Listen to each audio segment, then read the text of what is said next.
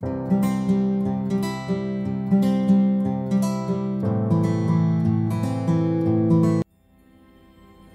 pasimula ay nilikha ng Diyos ang langit at ang lupa.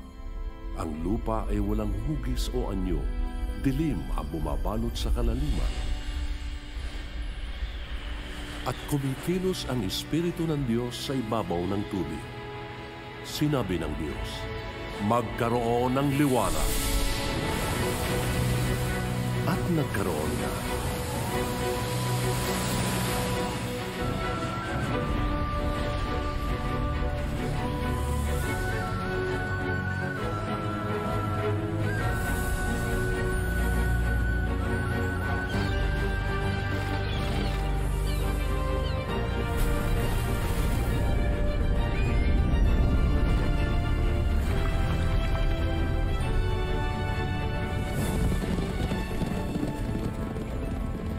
Nilikha nga ng Diyos ang langit at ang lupa at ang lahat ng bagay na naroroon.